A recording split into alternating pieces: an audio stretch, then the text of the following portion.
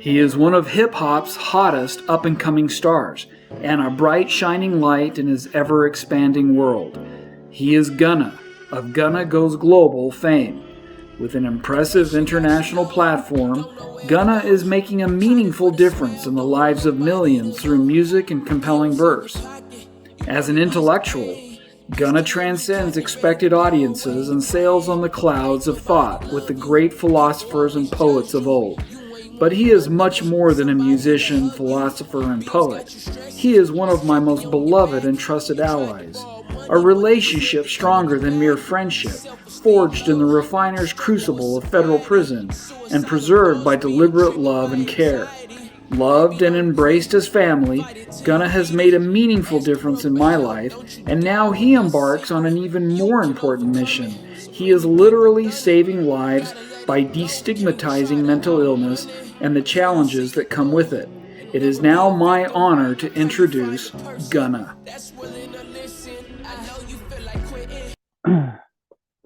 Ladies and gentlemen, we have Gunna Goes Global.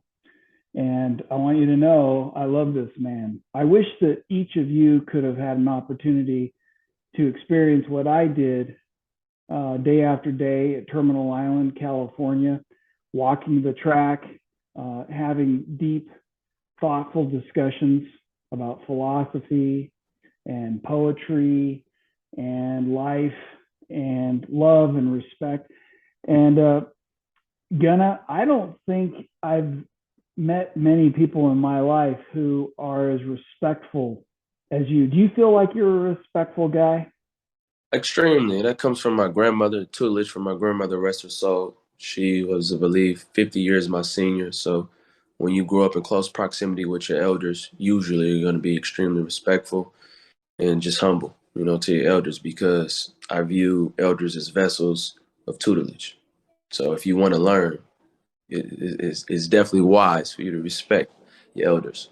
I remember you telling me about your grandma. Mm-hmm. I remember hearing stories, and I remember your heartfelt memories. I remember our walks around the track like they were yesterday. Me too. And when you went home, you left a big old hole in my heart. I was sad when you went home. I really missed you, and people just don't fully understand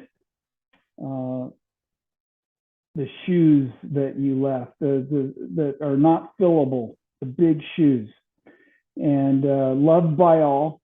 There wasn't a single person on the prison yard who didn't respect you, not one. It was a beautiful thing.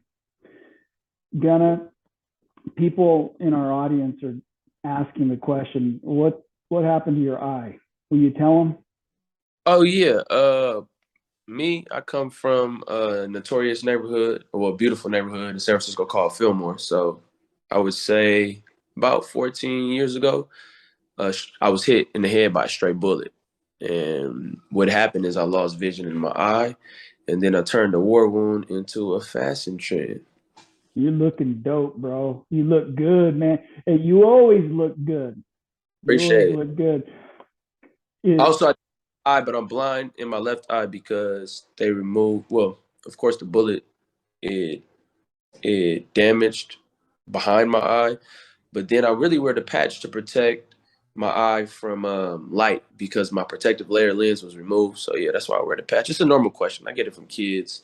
Usually it's the children. They embarrass their parents, but I feel like it's a question that I would want people to ask. And when they do ask, oftentimes they kind of like back up, like, "Oh, I didn't mean it." But you gotta have thick skin when you wear an eye patch. You know what I'm saying? And I got thick skin. do do any kids express fear, or is it primarily curiosity? It's always curiosity. Then I tell them I got into a fight with an alligator. So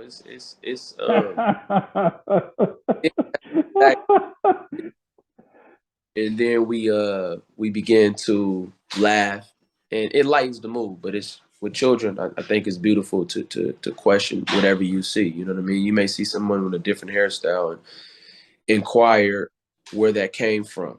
You know what I'm saying? You may see a person with some clothing that you like, So of course, if it's not normal to see people with eye patches, a regular question for anybody between the ages of like 2 and 12, why do you wear an eye patch?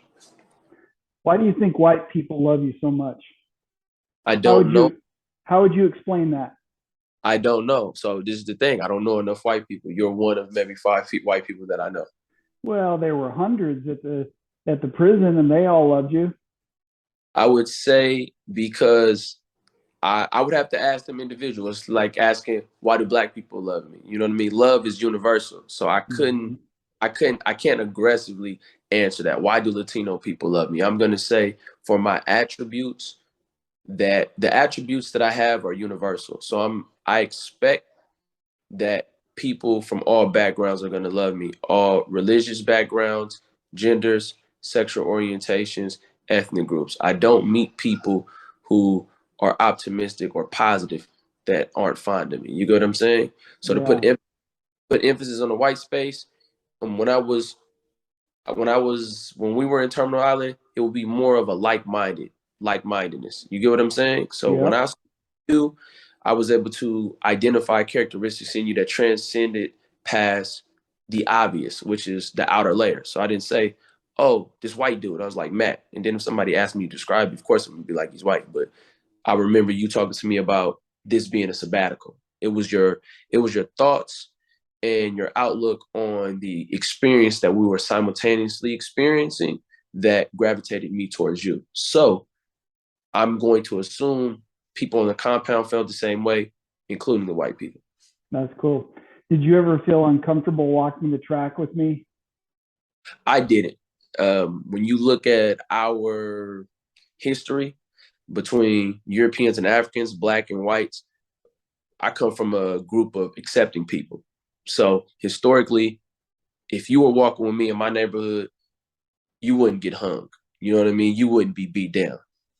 Now I come to your house in the 40s, 50s, 60s, your house may get burned to the ground. Unfortunately, I could possibly be killed. So the burden, it has never been on my people. So no, I would never feel uncomfortable walking Yeah, with you or anybody else because we definitely are loving people.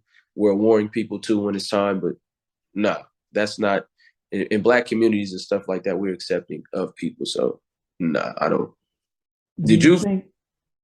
Oh heck no, dude! I loved walking with you. I loved every second of it. I loved every second of it. Uh, I remember when we were in the visitation room, you came in.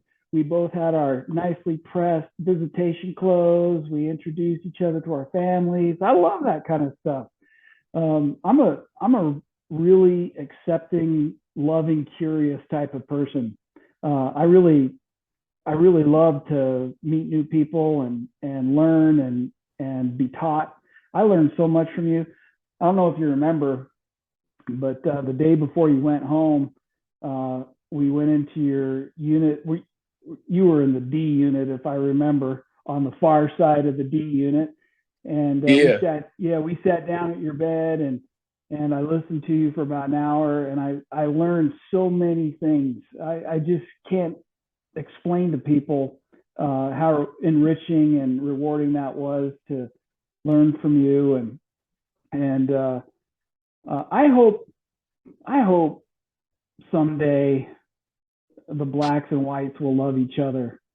I mean, in my No, family. Oh, go ahead. when you look at it, you have the day to day, and then you have the government, and then you have the media. So when you look at it, the conversation that we're having, of course, is super dope. But people have to unlearn, and then people also have to be accountability is essential. So when you look at social media right now, and you look at the unrest, when you look at what's going on, I don't have a problem with you saying, "Hey, I want to see white people win." I don't have hopefully you don't have a problem with me saying I want to see black people win. But if we're in the United States of America, specifically this experience, that shouldn't pose a threat to anybody because when you look at this country and where it can go, if the population of people that reside here are doing well, that only helps the country. And right now, the disconnect, I believe, it stems from It stems from slavery. When you address slavery, it's a power dynamic.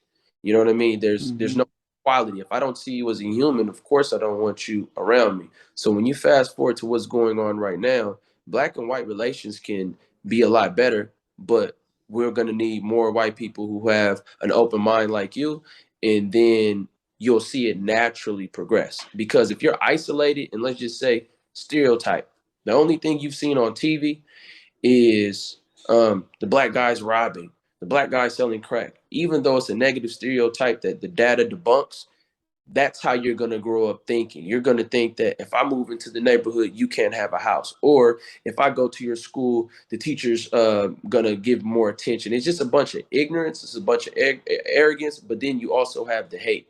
So that's something that I can't help white people with.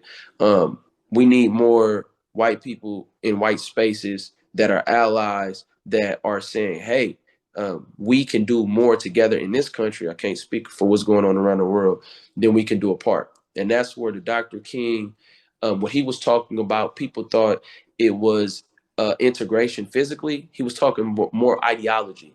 He was saying that we should have communities that are enriched and empowered. And then we should be able to get the best of those communities and then get them into the universities and then get them into government. You get what I'm saying? It wasn't it wasn't the way people portray him. So I'll give you an example. I don't have a problem with you spending in your community. I'm spending it in my community. Let's take the smartest people from these communities and let's make them professors and doctors. And then they teach the smartest people from these communities who have an equal opportunity to advance intellectually, philosophically, and educationally, and then build the nation up. Because right now, the nation is still in this infancy stage. This is the infancy stage of the United States. And if Black, white, Latino, Asian, Arabics, Native Americans, and other groups who have migrated here or been brung here or born here, whatever the case, are treated as equals, we can revolutionize humanity. You get what I'm saying? Revolutionize humanity. I Humanity. love that. So that's I what's love going that. Fearful, but yeah. I don't want to put words in your mouth, but have you always felt loved by my family and me? Oh yeah, come on, bro. Like from when I first met you, again, it's been a genuine embrace. I don't deal no relationships that I have are by force. Every relationship that I have is based off of energy, and your wife is an extension of you. So when I communicated with her, she has the same vibrations. You get what I'm saying? And when I Yeah. communicate with you, it's always been it's always been consistent in how I first met you and where I first met you. Nothing has ever wavered. It's always been a very you're very poetic. I think I told you that before. So you write it doesn't shine.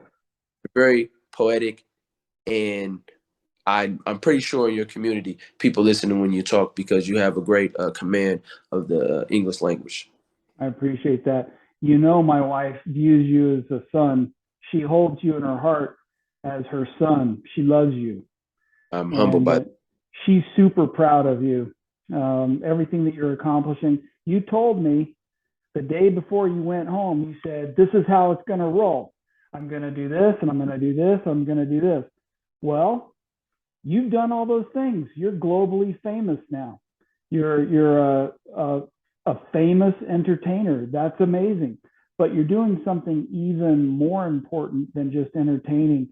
And I want to talk about that a little bit. With the pandemic, but even long before the pandemic, there are many stresses in life. There are many strains, anxieties that are either manifest because or cause mental health issues. And you've kind of taken that bull by the horns, and you are making a real difference. And I'd like to hear more about what you're doing there, and you tell me how we can help. Okay. So I have a mental health campaign, mental health awareness. Prior to me being incarcerated, I didn't understand the significance of mental health. I associated that word with, it was synonymous with being crazy. Oh, you need mental health. You got mental health issues. Oh, this person is crazy. It was just a write-off. while incarcerated, I was able to observe, despite us all being in the same place at the same time, it was all about your interpretation of the experience mentally. After that, I was released, and as things began to manifest, the pandemic came about. When the pandemic came about, it amplified isolation in many people around me. It amplified the need of human contact. It amplified a lot of insecurities that led people to alcohol, led people to substance, led people to suicide, led people to physically abuse their spouse, their family, their friends. And I realized that it was all under the umbrella of mental health. So during 2020, I said, I want to make an impact.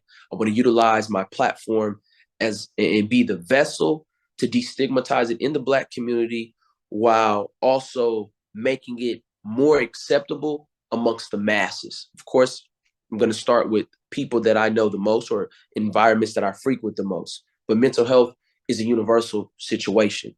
When you look at John, when you look at Jen, when you look at Jose, when you look at Jamal committing suicide, these are direct results of lack of mental health. They may feel as if they're alone in the world, but they're not. There are resources out there, but it's equivalent to someone saying, call the ambulance or call someone to help, but you don't know the number to 911. Even though that resource is available, it becomes irrelevant if you're oblivious to it. So you fast forward, I was able to link with a man. His name was Jonah. Originally, I had the idea. Jonah and we conversed. And you fast forward to the last 6 months, what I'm doing as an artist, as a hip hop artist, as a rapper, is I'm looking to raise the funds so that I can independently execute this experiment that involves raising awareness in marginalized communities, raising awareness amongst the masses simultaneously in a way that's digestible, with relatable faces, relatable language, and relatable representation in spaces where it's needed the most. So we all know that Gatorade has been around before Michael Jordan. But once Michael Jordan introduced it, it was like, okay, here goes a drink that I can consume. No different than Michael Jackson with Pepsi, no different than countless other people. So I'm taking an entertainment business approach and applying it to a social issue. So using my platform, my expertise, my experience to bring about a change. And of course, with the funding, I would be able to make an aggressive penetration nationally to reduce suicide, reduce substance abuse, reduce alcoholism in a relatable way that I haven't seen anybody being able to do. Yeah, and I have no doubt that you will be successful. Down below in this video, when people watch it, there will be a link to your funding page. And I should mention that you have a nonprofit organization, a 501c3 charity established for this specific type of thing. And we'll provide the link down below when people watch. I appreciate it, because right now, when you look at what's going on, so many people can be helped. So many lives can be saved. So many lives can be impacted. And I believe that with proper execution, you'll see a trend that's positive, because we have negative trends and we have positive trends. So when it comes to social movements, we also need tangible relief. It's not going to be the stereotypical, hey, if you're feeling like this, if you're feeling depressed or you're feeling anxiety, nah, we're going to take an approach that's relatable. We're taking an approach that makes you not feel uncomfortable about being vulnerable, asking for help, and then receiving help, because it's two things that need to be done pertaining to mental health. The awareness has to be implemented, and then the tangible relief has to be implemented. And these things, this is the duality. I'm sick, I've been diagnosed, and then here's the cure. That's that tangible release, that's huge. That is huge. And I think, I don't know, it seems to me that's the missing piece in all of this. There are commercials on television that say if you've got these thoughts, or you're sad, or you're depressed, call this number. You know, there's got to be a better way to create change, because that's putting the action on the plate of somebody who's probably not going to take that action because they're too depressed or sick. Exactly. I don't know. I don't profess to be an expert, but I just think that what you're proposing makes a lot of sense. Mm-hmm. And I support it completely. I think our audience would like to hear your song. You want to give us an intro into your song, and then we'll play it. It's Tell a us song. a little bit about it. It's a song called "I Know" by me and a man that I'm pretty sure you remember. His name is Rob Woods. We were incarcerated, Terminal Island, when we were released. Since then, we've been in contact and we communicate regularly. But the song was created from a place of observation. I saw people depressed. I saw people in need. And when I heard the beat, heard the music, it just spoke to me. And I wanted to be that voice to speak to the listener and reiterate that what you're going through is not an isolated situation, and there is help. So without further ado, this is "I Know" by Gunna Goes Global featuring Rob Woods.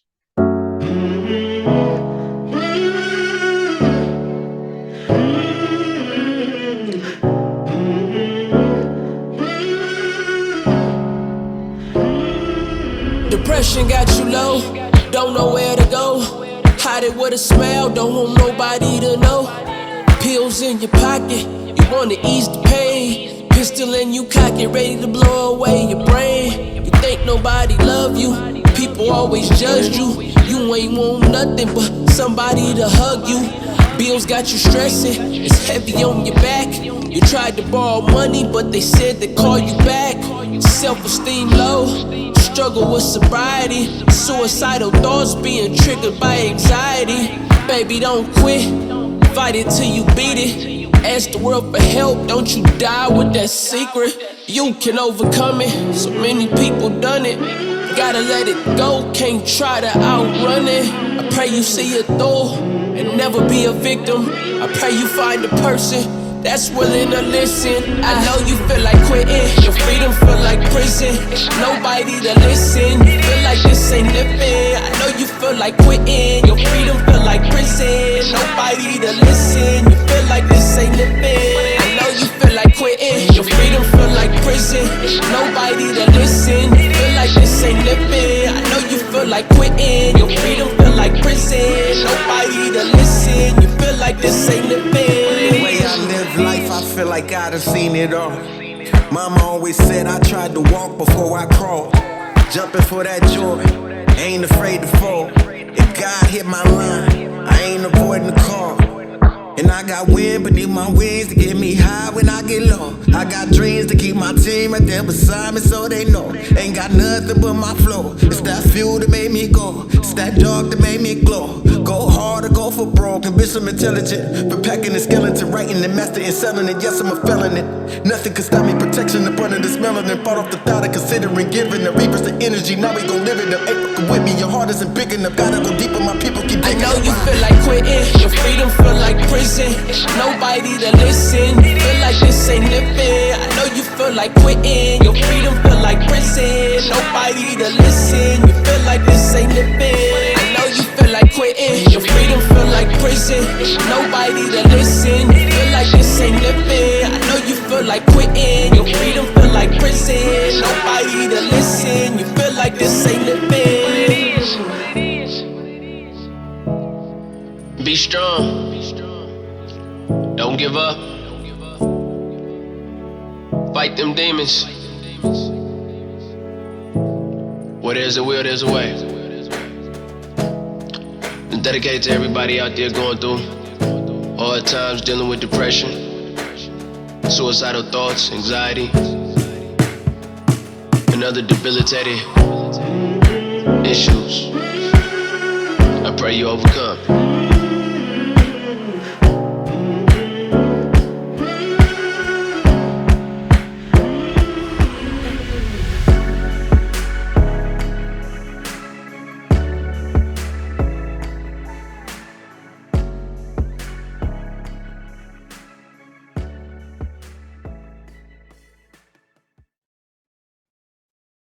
Wow. That was amazing. Appreciate that. Just deeply, deeply moving. That must have been a moving experience for you as you recorded that as well. Definitely. Can you see me? Not yet, but you'll pop up here. There you go. Okay. So yeah, that must have been a real moving experience. I can tell by the look in your face, you still feel it.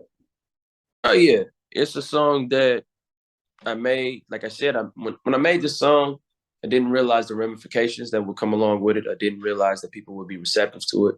I didn't realize that people would gravitate towards it the way they have as it's growing, because the campaign that we're going to execute is centered around that. That is still the best. So as an artist, I do realize I can have billboards, can have commercials and PSAs, but it's still the music that's going to reach the cracks and crevices and spaces that you and I are just not going to be able to reach. When we listen to it's in the privacy of our own home or in our vehicle. So using that song to disarm people who may have had their guards up when it comes to mental health. And that is the vessel that will be used to bring about a huge change and spark change in places from artists that probably stereotypically you wouldn't expect to speak up and speak out. Nice. So, well, I'm going to do everything in my power to help you. As I previously said, I will do everything in my power to help you. We'll also put a link to where people can get that song. And hopefully they'll widely share it, and hopefully the news media and all other important influential outlets will promote it and talk about it.